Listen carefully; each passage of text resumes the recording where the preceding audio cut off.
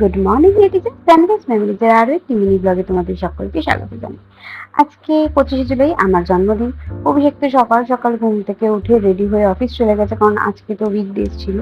কিন্তু আমি কি করবো, তাই তাড়াতাড়ি করে স্নান টান করে ফ্রেশ হয়ে নিজের জন্য একটুখানি ডিমের পোচ বানিয়ে খেলাম, কারণ আমার খুব একটা কিছু খেতে ইচ্ছে করছিল না, সেদিন শরীরটা ভালো লাগছিল না।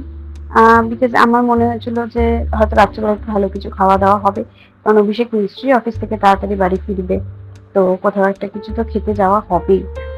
কিন্তু আমার জন্য একটা দারুণ সারপ্রাইজ ছিল, যেটা আমি একেবারেই বুঝতে পারিনি।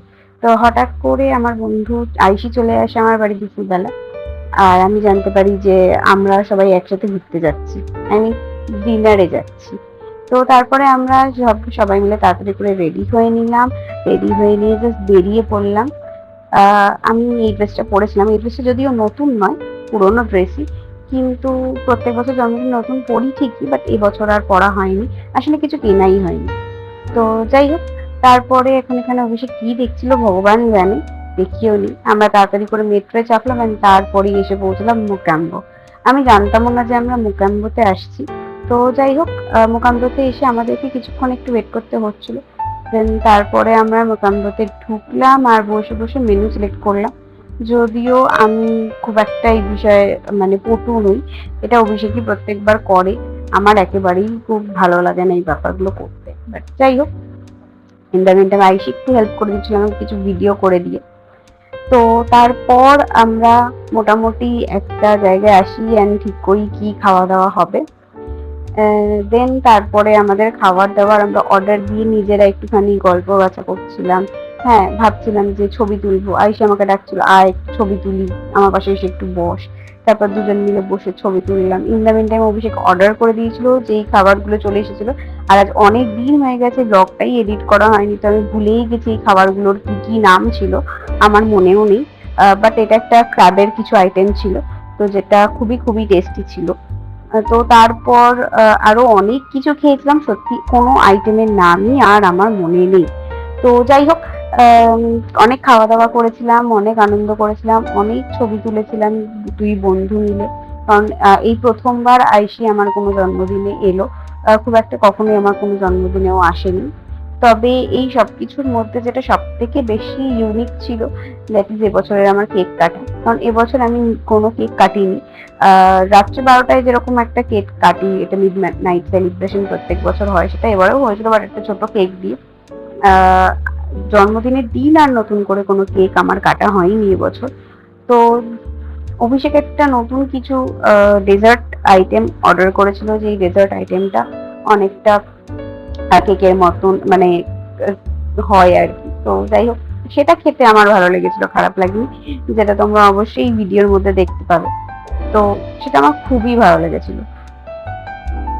জন্মদিনের দিনটা যাওয়ার পর থেকে আমি একদমই সময় পাইনি, সুযোগ পাইনি যে নিজের জন্মদিনের ছবিগুলো পোস্ট করব, বা নিজের জন্মদিনের ব্লগটাকে অন্তত একটু এডিট করব, কোনো কিছুরই আমার কাছে সময় সুযোগ হয়নি।